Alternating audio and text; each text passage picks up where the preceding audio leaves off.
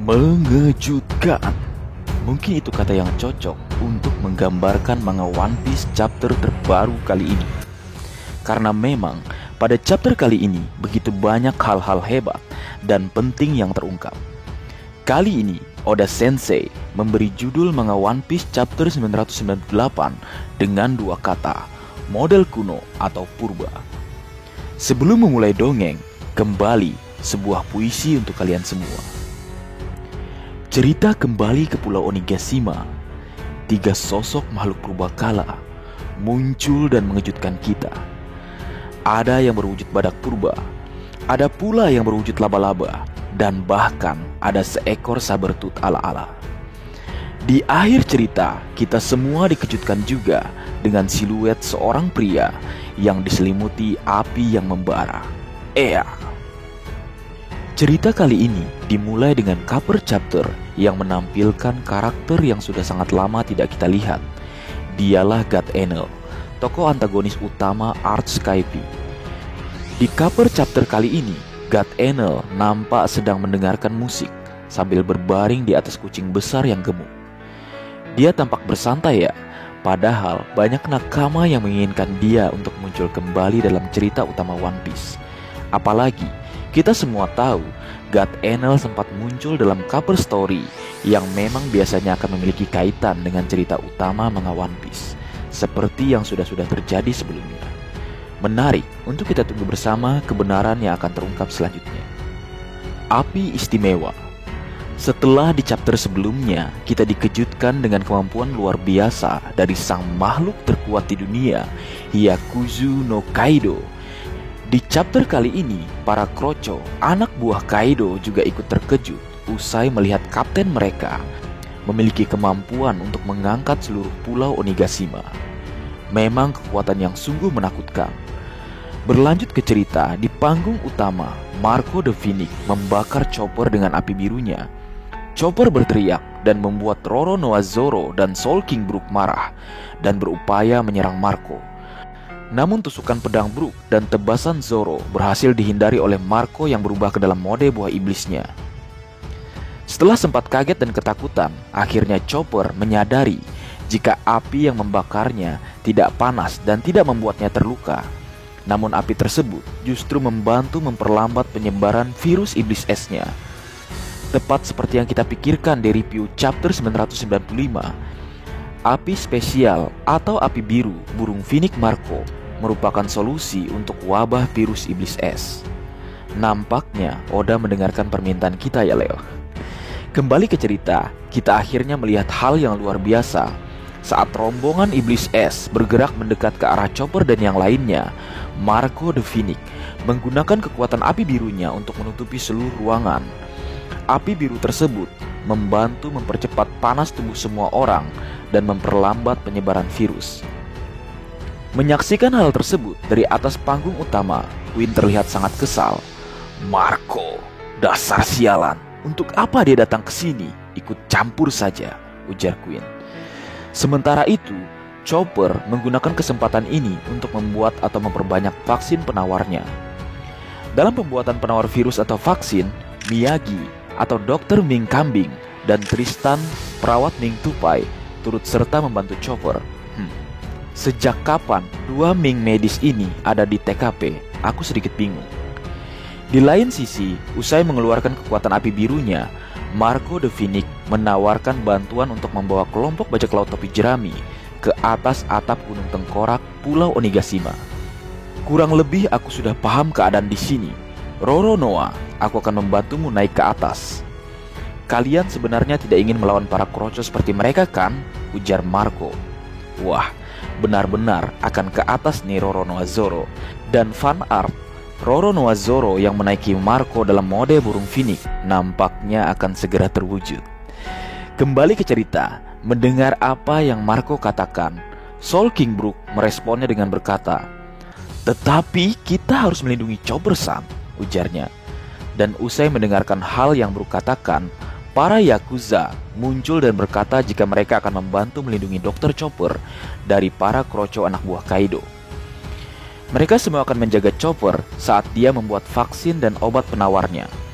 Mantap, kasus terpecahkan. Roronoa-Zoro OTW nyolek Yonko. Pasti banyak yang menunggu momen tersebut karena sampai sekarang dari semua anggota kelompok bajak laut topik jerami, memang hanya Roronoa-Zoro yang belum pernah berduel, menyerang, menahan, atau bahkan mencolek seorang Yonko. Menarik menunggu kebenaran yang akan Oda Sensei ungkap. Memihak pemenang. Setelah di chapter sebelumnya menerima tebasan gahar dari Roronoa-Zoro, Itoryu, si Sonson, Scratchman Apu yang terluka, ternyata masih bisa bangkit dan mencoba untuk mengambil vaksin yang kini ada bersama Chopper. Gile, kuat juga nih orang. Tapi wajar dan gak salah sih, mengingat dia adalah salah satu dari 11 supernova dan 12 generasi terburuk. Jadi wajar jika dia tidak tumbang dengan mudah. Selain itu, apa mungkin Roronoa-Zoro tidak menggunakan Buso Sokuhaki saat menebas Apu? Menarik untuk diperbincangkan. Tapi apa iya untuk situasi serius seperti itu Zoro tidak menggunakan haki? Baik, kembali ke cerita. Setelah melihat pergerakan Scratchman Apu, Disdrake berubah menjadi Allosaurus atau mode Zoan purbanya. Dan ini pertama kalinya kita melihat bentuk penuh dari Disdrake dengan duri keren di bagian belakang tubuhnya. Kemudian Disdrake mencengkram dan menggigit Apu untuk menghentikannya. Disdrake nampaknya akan tetap berada di lantai dasar panggung utama untuk turut serta membantu dan melindungi Dr. Chopper bersama para Yakuza dan samurai klan Kozuki. Disdrake berkata, "Kalau kalian benar-benar dapat mempercayaiku, serahkan tempat ini padaku dan pergilah," ujarnya. Mendengar hal tersebut, Roronoa-Zoro melirik dan tersenyum ke arahnya sambil berkata, "Kau punya bakat untuk memihak pemenang." Waduh, memang sombong nih Marimo. Tapi ya memang benar, memihak Luffy adalah pilihan yang tepat karena setiap kemunculannya akan menciptakan badai perubahan dari tatanan yang sudah ada.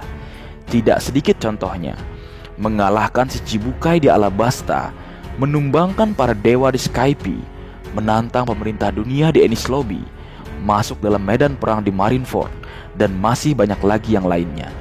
Jadi, pilihan Disdrake memang sangat tepat untuk situasi sulit yang ia hadapi saat ini. Sedikit membahas terkait wujud Zoan Purba Ryuryu no Mi, model Allosaurus milik Disdrake. Di awal kemunculannya di Sabaudi, dan sebelum secara resmi Oda jelaskan jenis buah iblisnya di Ars Wano Kuni, mungkin banyak di antara kita yang mengira jika Zoan Purba milik Disdrake adalah T-Rex karena memang mirip. Namun pada kenyataannya ternyata jenisnya adalah Allosaurus yang Oda Sensei pilih. Dan di chapter kali ini semakin ditegaskan dengan duri-duri yang dibuat menghiasi tubuhnya. Hal tersebut sesuai dengan penggambaran Allosaurus yang memang memiliki duri-duri di beberapa bagian tubuhnya. Menarik. Haki. Luffy dan Jinbe akhirnya berhasil mencapai lantai 4. Sepertinya ada banyak musuh kuat di lantai tersebut. Jadi, Jinbe mengatakan pada Luffy jika dia akan tinggal di lantai 4 sementara Luffy bergerak maju sendiri menuju ke atas atap gunung tengkorak Pulau Onigashima, tempat di mana Kaido berada. Jinbe berkata pada Luffy jika mungkin saja Sanji merasakan musuh yang kuat dan pergi untuk menghentikannya. Kemudian Luffy balas berkata, "Oh, jadi begitu. Aku harus mengasah lagi kemampuan Kenbun Sokuhakiku," ujarnya balas menjawab. Sedikit membahas, meskipun perkiraan Jinbe jika Sanji pergi meninggalkan mereka itu karena merasakan keberadaan musuh yang kuat dan berniat menghentikannya, padahal faktanya sebenarnya Sanji pergi karena merasakan keberadaan harem-harem atau para ukti-ukti karena kebucinannya, yang kita semua tahu pada akhirnya ternyata menjebak dan menahannya. Berdasarkan apa yang Luffy katakan, jika Kenbun Sokuhakinya tidak cukup baik, itu merujuk karena Sanji lebih bisa merasakan keberadaan seseorang dibandingkan dirinya. Meskipun kita tahu Luffy saat ini menguasai Kenbun Sokuhaki level atas, yaitu mampu melihat sekilas masa depan. Tapi untuk urusan Kenbun Sokuhaki, Sanji memang lebih unggul. Ini sesuai dengan apa yang pernah Oda Sensei ungkap dalam SBS volume 71. Seorang penanya bertanya, Pertanyaan ini mungkin mendadak, tapi siapa saja yang bisa menggunakan haki di kelompok topi jerami? Penanya, Nokuharu. Kemudian Oda Sensei menjawab, baik, jawabannya ketiga orang ini yaitu Luffy, Zoro, dan Sanji, yang di dalam tanda kurung adalah keahlian masing-masing. Luffy Hausoku Haki, Roronoa Zoro Buso Soku Haki, dan Vinsmoke Sanji Kenbun Soku Haki.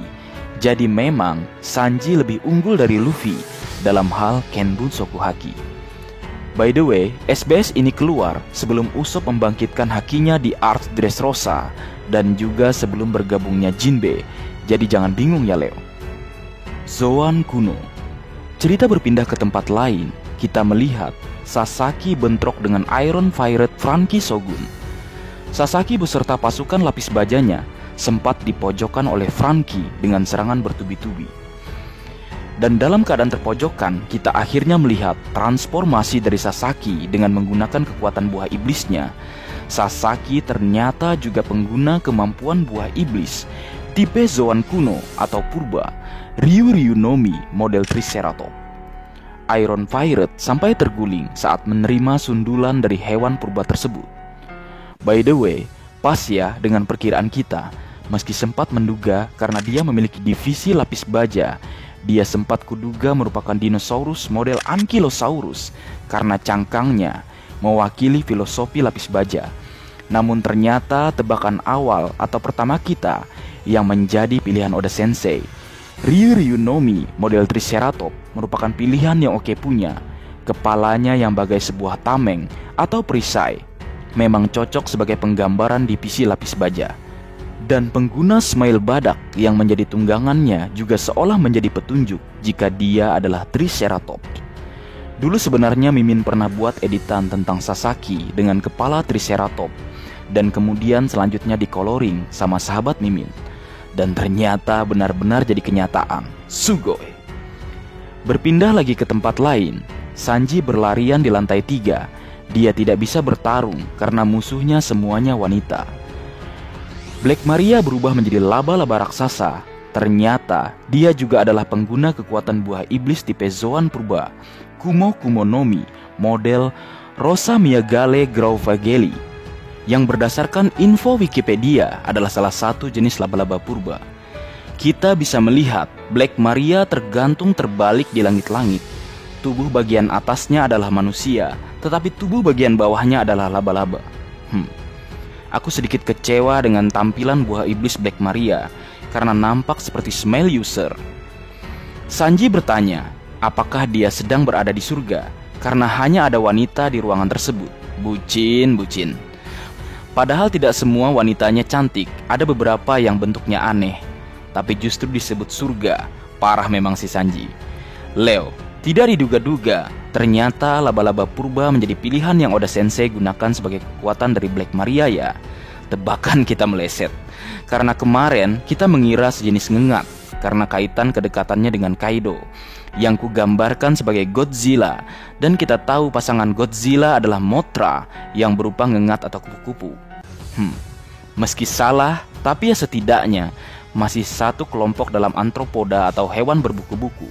Maksa. Baik, kembali ke lantai 4, beralih atau berpindah ke sebuah tempat yang diberi nama Neko Cafe atau kafe kucing. Jinbe menghadapi Who is Who dan seluruh krunya. Krunya nampaknya bertemakan kucing. Kita juga melihat Who is Who yang juga berubah. Ternyata dia adalah pengguna kemampuan buah iblis tipe Zoan purba, Neko Nomi model harimau bertaring tajam atau saber tooth. Bingo! Kembali lagi tebakan kita yang cukup lama kita bahas jadi kenyataan Leo, karena kita sempat melihat anggotanya yang kebanyakan bertemakan kucing atau nyasu dan sekilas mirip Catwoman. Ternyata si bos atau Who is Who memang pengguna kemampuan Zoan model Sabertooth yang juga masuk dalam kategori kuno atau purba. Tapi ngomong-ngomong, Sabertooth-nya kurang gimana gitu ya, kayak kurang gahar gitu. Justru malah mirip kayak macan kumbang di Amazon Lily. Menurutku sih, kalian ingat Bachura? Yap, mirip itu, tapi ini versi sedikit montok. Dan dengan gaya santai dalam wujud Zoan purbanya, Who is Who berkata, si topi jerami sudah pergi. Terpaksa aku harus merepotkan Kaido-san untuk mengalahkan dia. Dan bisa tidak kau berhenti mengganggu anak buahku? Ujar Who is Who kepada Jinbe. Selain itu, ada hal yang menarik. Who is Who menyebut Jinbe mantan Shichibukai. Dan Jinbe mengatakan jika saat ini dia adalah jurumudi kelompok bajak laut topi jerami. Dan dia juga mengatakan pada Who is Who untuk menggunakan titel tersebut. Mendengar itu, Who is Who berkata, "Oh, maaf soal itu. Hanya saja aku pernah bertemu denganmu saat kamu masih menjadi Shichibukai." Kemudian Jinbe berkata, "Mungkin aku bisa ingat jika aku melihat wajah aslimu." "Hehe, mana mungkin aku kasih lihat wajah asliku?" Ujar Who is Who balas menjawab. Wah, ternyata Who is Who pernah bertemu dengan Jinbe di masa lalu. Atau bisa kita katakan, orang yang mengenal bos Jinbe. Dan pertanyaannya, siapa dia? Kenapa dia tidak ingin Jinbe melihat wajahnya? Apakah topeng yang saat ini ia gunakan itu baru ia gunakan? Kenapa dia nampak menyembunyikan siapa dia sebenarnya? Apakah dia mantan Shichibukai? Apakah dia berhubungan dengan bajak laut matahari? Apakah ada hubungannya dengan Fisher Tiger? Begitu banyak pertanyaan yang muncul. Kalau menurutmu, bagaimana Leo? Tulis pendapatmu di kolom komentar agar kita bisa berdiskusi. Nah, namun dari semua itu ada sesuatu hal yang penting. Setelah buah iblis ke-6 Tobiropo atau Flying Sick bajak laut buas Kaido diungkap, ke-6-6-nya adalah Zoan User, makhluk yang sudah lama punah. Mulai dari dinosaurus, harimau purba atau sabertooth, dan juga laba-laba purba. Memang kelompok yang spesial, gahar, ganas, dan memang judul yang tepat sudah Oda Sensei buat. Spesies kuno atau purba memang menggambarkan ke-6 Tobiropo atau Flying Sick yang memang diperlihatkan di chapter kali ini dalam wujud Zoan kuno atau purbanya. Mulai dari Disdrake Allosaurus, Sasaki Triceratops, Black Maria, Rosa Miyagale Grauvogeli atau laba-laba purba, Who is Who Sabertooth, Pekwan Spinosaurus, dan Ulti Pachycephalosaurus. Memang benar-benar semuanya adalah spesies purba, Zoan kuno atau Zoan purba. Sang pemburu Yonko. Dalam double split fantastis lainnya kita bisa melihat Ulti dan Pekwan dalam bentuk dinosaurus. Mereka bersama-sama menembus dan menerobos tembok untuk mencari Nami dan Usopp. Sementara itu, sang babun yang menahan keduanya di chapter sebelumnya sudah terkapar atau kalah. Lalu cerita berpindah lagi, kali ini ke Yamato dan Momonosuke yang sedang bersembunyi di dekat patung naga besar. Wajah patung naga itu tampak berubah bentuk, seolah-olah telah ditinju oleh sesuatu yang sangat panas. Momonosuke bertanya, "Apa ini?" Yamato menjelaskan bahwa patung ini dulunya ditempatkan di pintu masuk pulau. Namun temannya menghancurkannya hingga akhirnya dibuang di tempat tersebut. Mendengar apa yang Yamato katakan, Momonosuke bertanya lagi, "Temanmu?" "Ya, bertahun-tahun yang lalu seorang pria datang ke sini untuk membunuh ayahku atau Kaido." Dan di background saat Yamato berbicara kita melihat nyala api dan siluet seseorang yang tidak lain adalah Portgas DS. Sedikit membahas, kita tahu saat Portgas DS terdampar di Wano Kuni dan nampaknya saat itu dia masih bersama kelompok bajak lautnya yaitu Spade. Sepertinya itu semua sebelum dirinya datang menantang dan ingin membunuh Shirohige. Dan ternyata Ace juga melakukan hal yang sama di Wano Kuni. Dia juga datang dan ingin mengalahkan Kaido. Wah, barbar memang si Ace. Yonko pada ditantangin, tapi wajar sih karena dia mengincar puncak tertinggi. Namun semua ambisi yang dimilikinya seketika hilang saat Shirohige mengalahkannya dan kemudian menganggapnya seorang anak. Setelah menyandang logo bajak laut Shirohige di punggungnya, Portgas DS sepertinya melupakan ambisinya dan lebih memilih menyandang nama besar Shirohige untuk bersama kru yang lain atau anak yang lainnya menjadikan Shirohige sebagai bajak laut terhebat atau yang nomor 1, Sugoi. Baik, akhir chapter minggu depan tidak libur dan kita masuk ke angka cantik 999. Please Oda Sensei, jangan di flashbackin ya. Buatlah sesuatu yang mencengangkan kami semua, tapi jangan flashback. Dan untuk chapter 1000, chapter spesial, sedikit pembahasan berikut. kita tahu Ars Wano Kuni ini nampaknya mengambil referensi dari teater kabuki yang memang kita semua tahu terdiri dari beberapa babak. Nah, saat ini dalam Ars Wano Kuni kita sudah masuk ke babak ketiga. Entah kenapa aku jadi berpikiran di chapter 1000 nanti babak ketiga Ars Wano Kuni resmi ditutup dan kita akan berpindah ke tempat lain seperti yang terjadi saat babak pertama dan babak kedua. Kita tahu terakhir saat cerita berpindah ke tempat lain di luar Wano Kuni, dunia sedang berguncang dengan sebuah berita yang mengejutkan. Shichibukai resmi dibubarkan oleh pemerintah dunia, dan mantan anggota Shichibukai tersebut, mulai dari Buggy, Edward Weevil, Boa Hancock, dan juga Dracul Mihawk, sedang diburu oleh pihak angkatan laut. Dan semua itu terjadi karena usulan dari Fujitora yang menganggap sistem Shichibukai tersebut salah dengan melihat apa yang terjadi pada Crocodile dengan Alabasta dan Doflamingo dengan Dressrosa. Kemudian usulan tersebut berhasil dikabulkan karena adanya suatu hal yang mungkin dapat menggantikan peran dari Shichibukai sebagai penjaga keseimbangan dunia bersama dengan Angkatan Laut dan juga Yonko. Hal tersebut yang diusulkan menggantikan Shichibukai adalah SSG yang Fujitora sempat singgung dan ceritakan kepada Admiral Ryokugyu. Nah, kembali ke pertanyaan tadi, ada apa di chapter 1000? Setelah kemungkinan cerita berpindah akibat ditutupnya babak ketiga Ars Wano Kuni, sang pencipta SSG nampaknya akan muncul. Dan kita semua tahu SSG adalah buah karya dari sang zenius Dr. Vegapunk. Yap, aku menebak sang legend atau karakter spesial yang muncul di chapter 1000 adalah Dr. Vegapunk. Baik, mungkin segitu dulu yang bisa aku bagi bersama kalian Leo.